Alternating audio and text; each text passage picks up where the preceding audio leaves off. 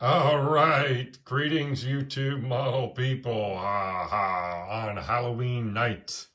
Yes, it is Thursday, October 31st, 2024. And first, let me thank Russell Model Cars again for hosting this Halloween group build again this year.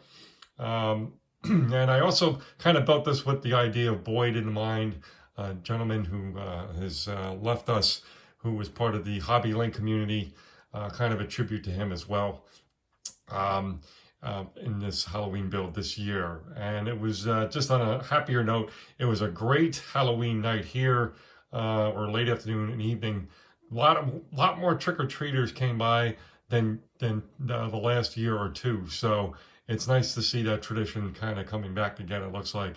Although it was incredibly, almost insanely warm out. It was about 77 degrees this evening, and during the day it was like 81, which is super unusual for a late October or last day of October day here in New Jersey. But anyway, that aside, you're here to see the final. It's pretty much, I could say, 97 to 98% final, because I may add one more thing to it, but I don't have it in my possession currently. So we're going to just call it a final here, and perfectly so on Halloween night. What better time to do it?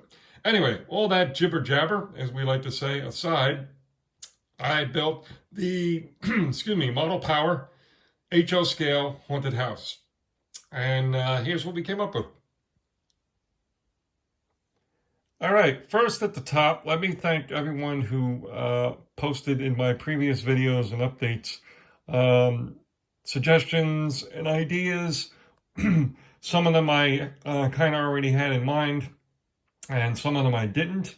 So I really appreciate everyone who did make some suggestions and recommendations on how to make this look a little better.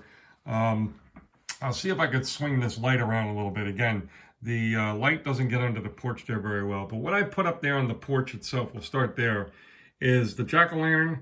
I kept him on there. I think it looks pretty cool. And then I did order, that's an HO scale, believe it or not, it's a woman with a trench coat on, sitting in a rocking chair, and I thought it looked kind of creepy if she was faced away from the front and just kind of looking into nowhere. Just looks kind of creepy to me. There was a swing that I ordered, excuse me, but it was not the correct scale. I know it was pretty close to 87 because the HO scale is 187th. I think it was 180 scale or something like that. They were way too big. My idea was to put the swing out front here and kind of make it look creepy looking. Maybe even one side of it would have been broken. But it's one of those with the two sides, like a very basic like bench swing, not like a swing set swing, but a bench swing. And I was going to make it kind of like dilapidated sitting there. I did find some good stuff in my landscaping materials HO scale. Some like bushes and leaves or trees and brush and such. So we have a dead tree here. Again, I mentioned I was pretty much just about sold on the idea of opening the front gate a little bit, make it creepy. I put a little cobweb across there, and I also bent the bottom of the door to make it look like it was manhandled there in some capacity.